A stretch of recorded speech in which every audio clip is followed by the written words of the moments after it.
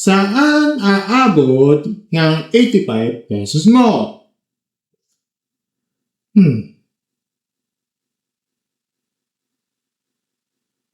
85 pesos.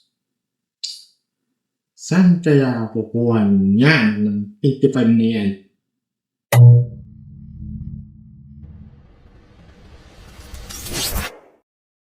Hello mga stories! Welcome back sa isa na namang content dito sa ating channel Mark Stories. Ako pala sa mga din, no? At mga stories na itong for today's video, no? Usapang sahod tayo, no? Viral ngayon ang post na nagtatanong, no? Na saan naabot ang 85 pesos mo?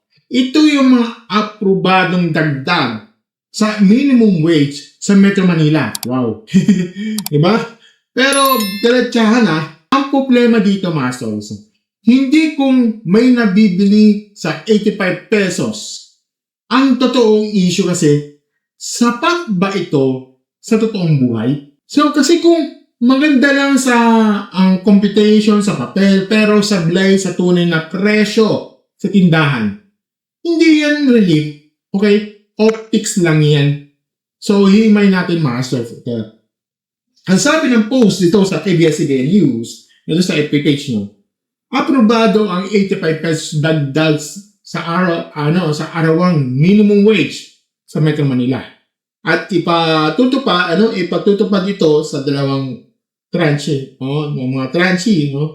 Tranche ba? Ano ko? Dama ba ang prononso? Tranche. Hindi na ako sa Google sa speech niya. Anyway, yun nga, pinapapatupad na itong dalawang tranche. Okay?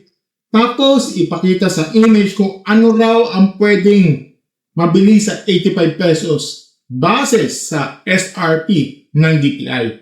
So, halimbawa, ito raw yung isang set ng groceries. So, papakita ko sa inyo ito yung post niya no, sa ABS-CBN News. Sabi nga dito, canned sardines in tomato sauce, 15.25.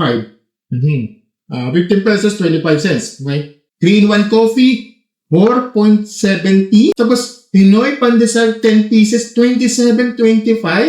At saka detergent bar, 19.25. Tapos, toilet soap, 15 pesos. Tapos, meron pang isa pang set, no? Ito, powdered milk, 50 pesos. Instant noodles, 7.50. Loaf, 18 pesos, 1.8. 3-in-1 coffee, 4.70. And iodized salt, 4.75. So, ang total ay 84.95 pesos. At malinaw na sabi ng graphic ng base raw ito sa SRP. So, ito sa akin, diretso tayo mga stories, no? Una, malinaw ang graphic, no? Pero pwedeng maging misleading ang framing. Kapag sinabi mong, narito ang pwedeng mabili sa 85 pesos. Ang dami niyan sa tao. Ang dating niya sa tao uy, parang malaki pala may tutulong ng dagdag. Pero teka mga stories. SRP yan. At ang SRP hindi automatic na totoong presyo na makikita mo sa pinakamalapit sa tindahan. Ibig sabihin, nasa papel, maganda, pero sa actual, iba ang kwento dito. Pangalawa, ito, may malaking diferensya sa yung SRP sa actual na retail price, no? Lalo na kung ang tao bumibili sa sari-sari store, maliit na grocery, palengke, tindahan, tingi-tingi, at saka nearest convenience outlet. So, aminin natin ng mga stories, maraming minimum wage earner, hindi naman nakakapamili na pinakamurang wholesale o discount outlet araw-araw. Kalakasan kung saan malapit doon bibili.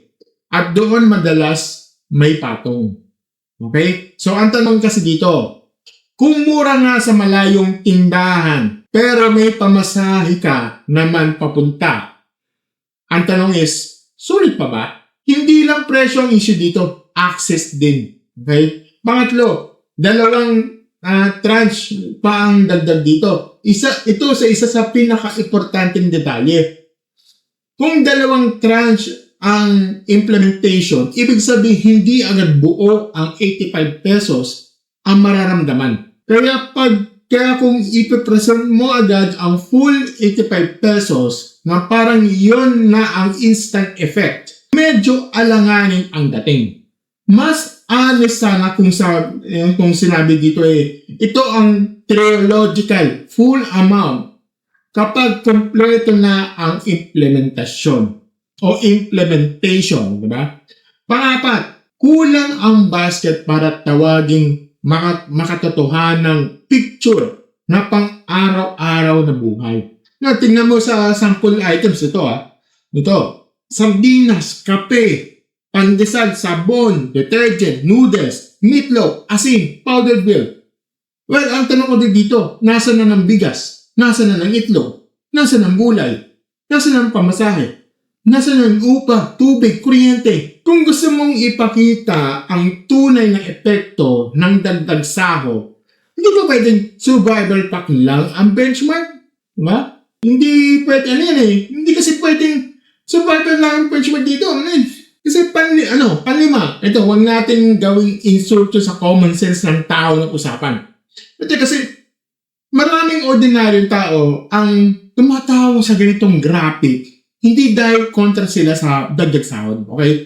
Ang totoo kasi dito, mga stories, tumatawa sila kasi ramdam nilang may disconnect, okay? Pero parang sinasabi ng graphic, kasya yan. Bang yung sagot ng tao, hindi nga kasya sa amin yan.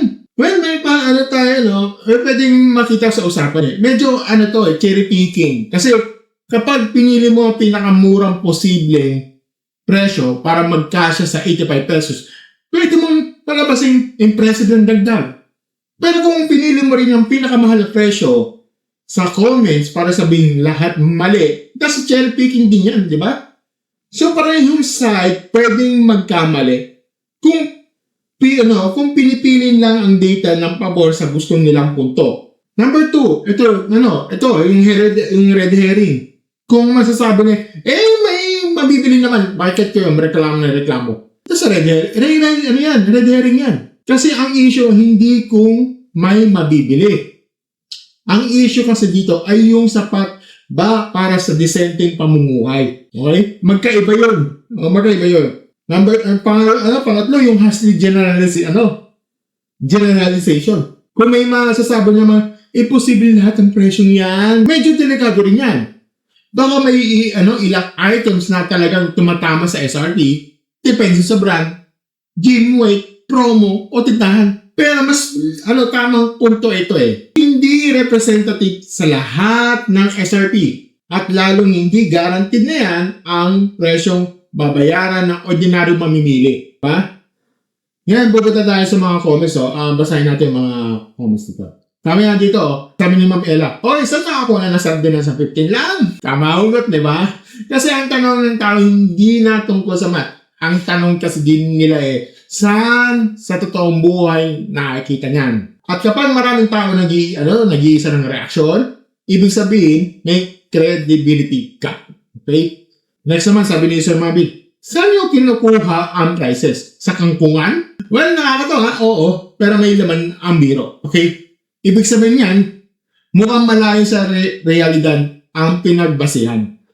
At kapag ganyan ang sentiment ng publiko, dapat seryoso yan. Hindi baliwala Next naman, sabi ni Ma'am Mary, sabi niya, presyong dali ata yan Ito yung malagang punto dito, Kahit sabihin natin may discount stores o mga hard discounts kung murang presyo, ang tanong kasi ulit dito, accessible ba sa lahat? Malapit ba sa lahat? Available labis ang stock? Pare-pareho ba pare-pareho ba ang presyo sa bawat branch? Kasi kung ang pasayan mo ang cheapest possible outlet, tapos hindi naman yun ang normal ang bilihin ng karamihan. Best case fantasy ang lalabas mo, hindi naman everyday reality, di ba? Next naman, sabi niya ni Ma'am Welilin, sabi niya, 16 pesos ang kape? 3-in-1? Well, fair lang tayo dito, fair lang tayo dito. Depende talaga yan sa brand, size, at saka tindahan. Kasi may 3-in-1 na mas mura, may mas mahal. Kaya ang mas matinong paraan sana ay price range. Okay, price range. Hindi isang presyo lang. Halimbawa, low price, low price, average price, at saka high price. Okay? Para mas totoo ang next naman sabi ni Ma'am Jen, sabi niya, saan kayang tindahan na bili yung mga gumagawa ng feasibility studies nito? Turo naman po sa amin yan yung sa ganun eh. Diyan na kami mamimili. Ito yung klase ng comment na biro pero may tama. Kumbaga parang sarcasm, diba? Medyo sarcasm na. Pero may tama naman. Ang punto ay simple lang, no? Kung gumagawa ka ng ganitong presentation, siguraduhin mong relatable sa actual na karanasan ng tao. Kasi kung hindi mga stories, imbes na convincing, nagiging katawa-tawa na. Diba? Next naman, sabi niya ni Hanset, sabi niya, 27 pesos yung sardinas dito sa amin. Coffee, 18 to 20 pesos. Detergent bar, 28. Soap, 40. Powdered milk, 120 pesos. Noodles, 12. Meatloaf, 30. 3-in-1, 12 pesos. Yung soap, 20 o 20 to 40 pesos. Sa amin lang to baka naman iba na sa inyo. Okay. Ito ang mahalagang bagay dito. Sabi niya, sa amin lang to baka iba naman sa inyo. Yan yung sabi niya. At yan ang pinaka-mature na part na comment niya. Kasi totoo naman mga stories, magkaiba ang presyo depende sa lugar. Okay? Pero, eksakto rin yan ang dahilan kung bakit mahina ang framing ng original graphic. Dahil kung iba-iba ang presyo sa totoong buhay, bakit mo ipipresent ng isang idealized set ng presyo na parang university experience? Diba? Ang masasabi ko lang dito mga stories ang 85 pesos ay mas mabuti kaysa zero. Oo, dagdag pa rin yan. At sa hirap ng buhay kahit maliit, may tutulong, pero wag din natin lokohin ang sarili natin. Pero wag din natin lokohin sarili natin, no? Ang 85 pesos ay hindi magic. Hindi nito mababago ang katotohanan, mataas pa rin ang bilihin, mahal ang pamasahe, mabigat ang renta, at bitin pa rin ang paggasto sa maraming manggagawa. Kasi at huwag nating ipakita sa publiko na parang ang 85 pesos ay malaking game changer kung ang pinaka-basehan lang ay pinakamurang posibleng grocery combo. Mas tamang sabihin nito relief? Oo, konti. Oo. Solusyon? Di pa rin. Right? Kung gusto mo talagang maging credible ng ganito mag-post, dapat actual retail prices ang gamitin, hindi SRP lang. Magpakita ng price range per area at ipakita ang eksperto sa tunay na family budget, hindi lang sa survival basket.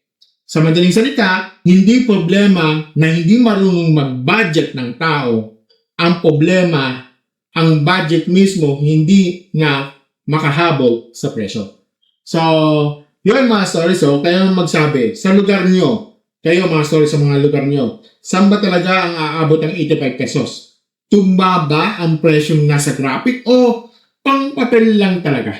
Comment down below sa baba at saka sa baba yung mga presyo ng mga sardinas, kape, sabon, noodles, gatas para makita natin yung tunay na sitwasyon. Kung gusto nyo mga diretsahan, walang paliguri, walang laban ng komentar sa viral na ito, don't forget to like, share, subscribe sa ating channel. Thanks for the notification bonus sa ating baba. As always, mga stories. Thank you and have a good night, stories. Bye!